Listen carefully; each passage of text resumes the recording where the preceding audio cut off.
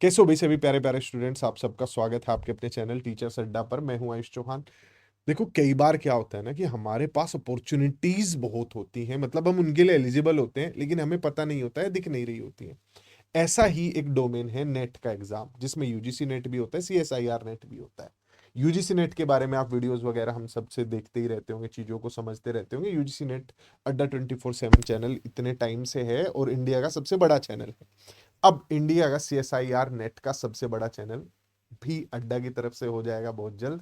लेकिन उससे पहले सीएसआईआर नेट एग्जाम क्या होता है, अगर आप ये दे देंगे तो क्या हो जाएगा, कैसे आपको 40-50 हजार रुपए जो है सरकार से मिल सकते हैं अगर आप एग्जाम क्लियर कर लेते हैं, ये एग्जाम देने पर आप कैसे प्रोफेसर बन सकते हैं, और आप सब लोग एलिजिबल हैं इसके लिए, कोई बीएड वगैरह किसी चीज की जरूरत नहीं होती है। कुछ बेसिक नॉलेज मुझे है, और बाकी और ज्यादा नॉलेज के लिए हमारे साथ खुद सीएसआईआर नेट क्लियर्ड, जेआरएफ भी क्लियर्ड, जितनी भी तारीफ करूं कम है, हमारे साथ जुड़ेंगी आसिता मैम, जो लाइफ साइंसेज को देखती हैं, उस डोमेन को देखती हैं। वो आज हमें समझाएंगी या बताएंगी कि ये क्या है, ये एग्जाम कैसा इसका पेपर होता है, आगे किन किन फील्ड्स में आप जा सकते हैं। तो बहुत ज्यादा इंफॉर्मेटिव वीडियो होगी। जिन लोगों ने भी मास्टर्स किया हुआ है या कर रहे हैं या एडमिशन ले चुके हैं, वो जरूर इस वीडियो को देखेंगे। तो आसिता मैम आइए। तो हेलो स्टूडेंट्स। तो आई होप आप लोगों को आज की वीडियो से ये काफ़ी सारी जो डिटेल्ड इन्फॉर्मेशन है अबाउट सीएसआईआर नेट एग्ज़ाम और क्या क्या आपको फ़ायदे हो सकते हैं, ये सब आज आपको समझ में आ जाएगा।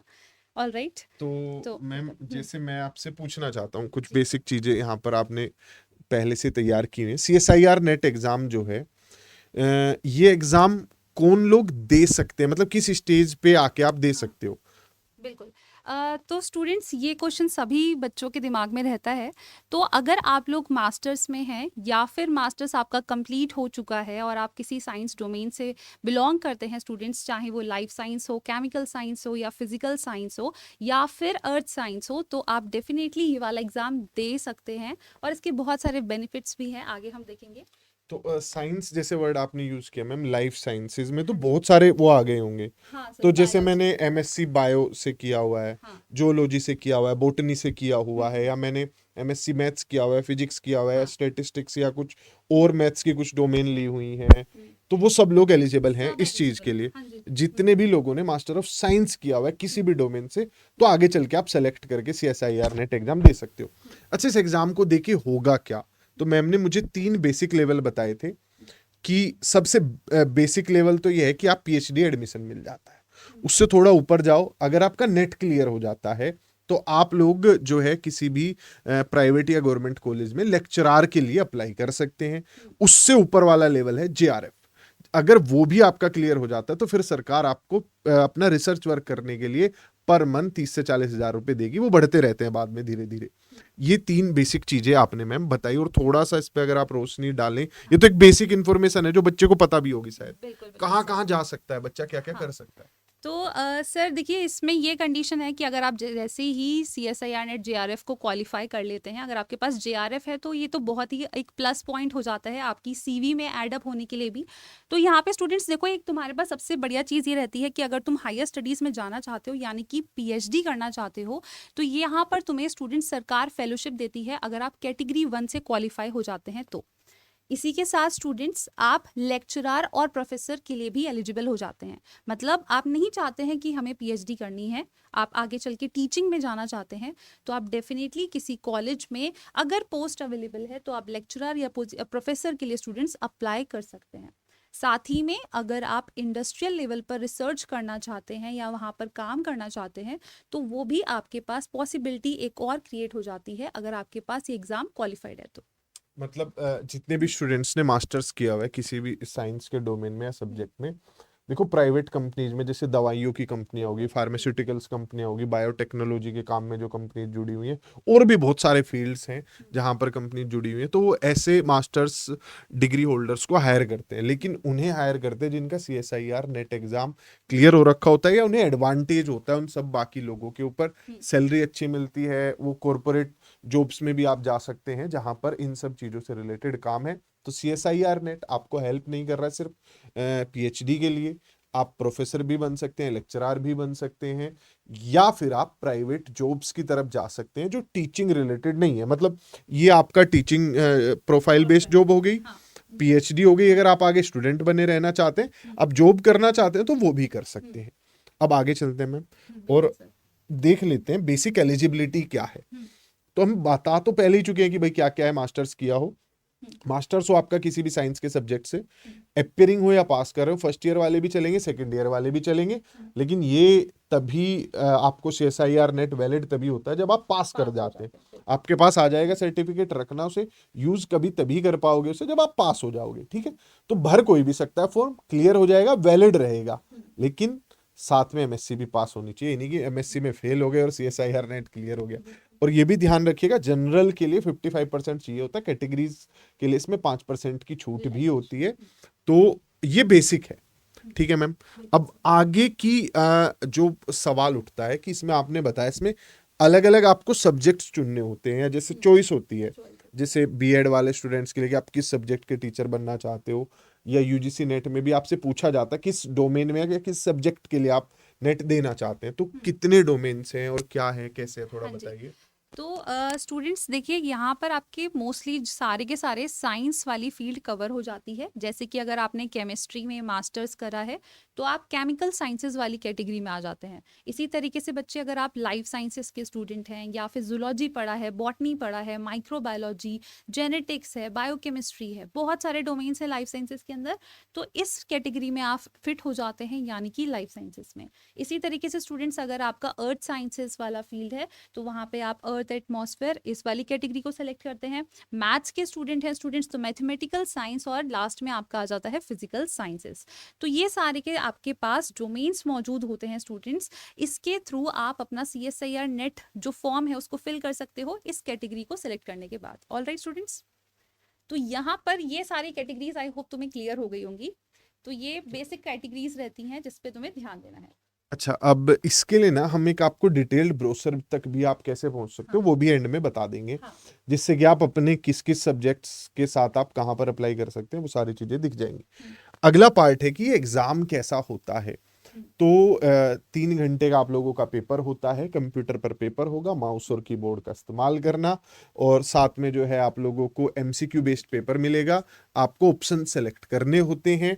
मीडियम बाइलिंगुअल होता है, हिंदी इंग्लिश में से आप किसी भी भाषा में दे सकते हो पेपर, तो लैंग्वेज का भी कोई बाउंडेशन नहीं होता है। नेगेटिव मार्किंग होती है इस पेपर में। एग्जाम पैटर्न को अगर एक बार देख लें तो 200 नंबर का ये पेपर होता है। हर सब्जेक्ट के लिए थोड़ा थोड़ा मार्क्स का जो वो है ना बाइफरकेशन, वो थोड़ा सा अलग है कि पार्ट ए में कितना, पार्ट बी पार्ट सी में कितना, पर बेसिक मॉड्यूल ये फॉलो होता है। पार्ट ए में जनरल एप्टीट्यूड, पार्ट बी में आपके डोमेन स्पेसिफिक थ्योरेटिकल क्वेश्चंस होंगे, और पार्ट सी में डोमेन बेस्ड रिसर्च बेस्ड यहाँ पर क्वेश्चंस होंगे। ये रिसर्च से रिलेटेड है, ये आपका वो जो आपने पढ़ा उससे रिलेटेड है, और वहां पर आपका जनरल एप्टीट्यूड है जिसमें आपसे बेसिक सब्जेक्ट्स जो हैं हाँ वो पूछे जाते हैं। हाँ जी सर। तो जनरल एप्टीट्यूड में जैसे कि स्टूडेंट्स अगर आपने अदर एंट्रेंसेस भी दिए होंगे तो वर्बल एनालिसिस पूछ लेते हैं आपसे, ठीक है, या फिर पजल सॉल्विंग आती है, तो वैसे ही यहाँ पर आपको मतलब जैसे क्वेश्चंस देखने रीजनिंग को। हाँ जी बिल्कुल सर, रीजनिंग आप बोल सकते और हो students, maths basic. Maths, basic maths पूछ लिया जाता है।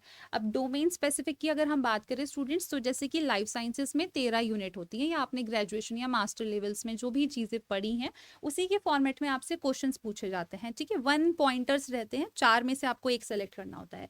पार्ट सी हल्का सा ट्रिकी होता है स्टूडेंट्स, जितना आपने पढ़ा है उसी में मैं अगर रिसर्च अप्लाई कर दूं कि अगर ये कंडीशन गायब हो गई तो अब क्या हो सकता है, तो आपसे इस तरीके से हाइपोथेटिकल क्वेश्चंस बच्चे इस पार्ट सी में पूछे जाते हैं रिसर्च बेस्ड, ताकि आपका रिसर्च एप्टीट्यूड जान सके कि क्या आप बिल्कुल रिसर्च के लिए बने हैं या नहीं बने हैं। बिल्कुल, धन्यवाद मैम। अगले पार्ट पे चलते हैं। तो 200 नंबर के पेपर में as per ma'am life sciences में जैसे हम बात करें, हर सब्जेक्ट का अलग होता है। हाँ 120 नंबर पे जो है आपको JRF मिल जाता है, हाँ, मतलब लगभग श्योरिटी इतने है पे, सर। हाँ। और बाकी फिर वो कैटेगरी वाइज अगर आप देखेंगे तो और कम होता चला जाता है। इसके बाद अभी का जो CSIR नेट का नोटिफिकेशन है वो आ चुका है, और इसकी जो फॉर्म की डेट है वो 9 दिसंबर से 30 दिसंबर है। आज ही इसके फॉर्म्स स्टार्ट हुए हैं। अगर ये वीडियो आप देख रहे होंगे 9 तारीख में, तो लास्ट डेट ऑफ पेमेंट, ये लास्ट डेट पे तो मैडम डिस्कशन ही नहीं करेंगे, ये मैं कभी नहीं बताना चाहता हूँ। ओके। जो लास्ट डेट जब बच्चे को पता चल जाते हैं ना, अब ये देखो ना 9 से शुरू हो रहा है, अब भर दो आज जाके। और ये करेक्शन विंडो भी, गलती क्यों कर रहे हो, ये सारे ऑप्शंस हटा दो अपने माइंड से, बिल्कुल ठीक है। और डेट ऑफ एग्जाम आ गई, ये बड़ी अच्छी चीज है। 16 फरवरी से आपके एग्जाम से स्टार्ट हो जाएंगे, 28 फरवरी तक अलग अलग डेट्स में अलग अलग सब्जेक्ट्स के जो है एग्जाम हाँ होंगे। अब अच्छा, इससे एक सवाल में मेरे माइंड में आ जाता है, क्या बच्चा 2 सब्जेक्ट्स के लिए अप्लाई कर सकता है अगर उसने 2 सब्जेक्ट से मास्टर्स किया हुआ है आ, तो? नहीं सर, यहाँ पे मतलब लाइफ साइंसेस अगर आपके पास मास्टर्स है तो फिर आप लाइफ साइंसेस के अंदर ही आते हो, ठीक है। ऐसा नहीं होगा कि अगर तुमने केमिस्ट्री से भी मास्टर्स कर लिया, लाइफ साइंसेस से भी कर लिया, तो वो थोड़ा सा डिफिकल्ट हो जाता है। अभी तो उस चीज़ को थोड़ा सा एक्सेप्टेंस भी नहीं दी जा रही है, ठीक है। तो ये थोड़ा प्रॉब्लमेटिक हो जाता है। बट अगर आपका रिसेंट में जो भी मास्टर्स हुआ है लाइफ साइंसेस में हुआ है, तो that is considered to be the acceptable point for the CSIR NET examination. अब ये सब जो चर्चा या बातचीत हमने की, इस सब के लिए आप इन वेबसाइट्स को जो है देख सकते हैं। ये ऑफिशियल वेबसाइट्स हैं, एनटीए की वेबसाइट या csirnet.nta.ac.in, इस पे भी ये इसके अंदर सब वेबसाइट है, या फिर डायरेक्ट आप इस पे भी जा सकते हैं। और ब्रोशर जो है वहां पे आप वो कैसा दिखता है एक बारी मैम दिखा देते हैं। हाँ। ये ऐसा आपका कुछ ब्रोशर होगा जिसे आप लोग देख सकते हैं। ये पूरा इन्फॉर्मेशन बुलेटिन है जिसमें सारी बातें जो हमने बताई हैं वो डिटेल्ड में यहाँ पर लिखी हुई हैं। ये आपको ऑफिशियल वेबसाइट पे मिल जाएगा। और ऑफिशियल वेबसाइट से भी ज़्यादा कुछ अगर ऑफिशियल चीज़ है तो वो है CSIR नेट अड्डा 24/7, जहाँ पर आसिता मैम और बाकी के सब टीचर्स जो हैं आपकी हेल्प करेंगे। इन सबको टीचर्स कहना तो गलत ही होगा, प्रोफेसर्स आपकी हेल्प करेंगे, क्योंकि ये उस स्तर पर पढ़ा रहे हैं, उन चीज़ों को हैंडल कर रहे हैं। तो CSIR नेट अड्डा 24/7, छोटी छोटी जानकारी हो, चाहे वो किसी भी एग्जाम रिलेटेड या आगे क्या करियर अपॉर्चुनिटीज बनेंगी, या फिर आपको आपके सब्जेक्ट में किसी भी प्रकार की हेल्प चाहिए, तो टीचर्स वहां पर अवेलेबल होंगे। बिल्कुल सर, बिल्कुल। तो सभी स्टूडेंट्स जो भी इंटरेस्टेड हैं फॉर्म ज़रूर भर देना। और इन केस आपको लगता है कि पढ़ाई में हमें किसी तरीके की हेल्प की ज़रूरत है, तो बिल्कुल हम लोग आपके साथ हैं। CSIR नेट अड्डा 24/7 आपके साथ है स्टूडेंट्स। इस चैनल को आपको सब्सक्राइब करना है। और आप देख सकते हो स्टूडेंट्स, यहाँ पर हमने काफ़ी सारे सेशंस जो हैं वो ऑलरेडी ले चुके हैं हम, कंटेंट वाइज और क्वेश्चन प्रैक्टिस के लिए भी। और आने वाले टाइम में भी कुछ ऐसी सरप्राइजेस आपके लिए आने वाली है, जिससे हम आपको अश्योरेंस देंगे कि अगर आप पूरा 100% फॉलो अप कर रहे हैं तो बिल्कुल सिलेक्शन आपका कहीं दूर नहीं जाएगा। ऑलराइट स्टूडेंट्स, तो इसी के साथ bye bye, take care. Channel को सब्सक्राइब कर लेना। और एक बिल्कुल। चीज और, ये ऐसा फील्ड है जहां पर आपको सरकारी नौकरी का इंतजार नहीं करना पड़ेगा। अगर आप कैपेबल हैं तो सरकार मजबूर होगी पैसे देने के पैसे लिए पर मंथ आपको। तो बिल्कुल। बाय बाय, टेक केयर, फिर मिलेंगे।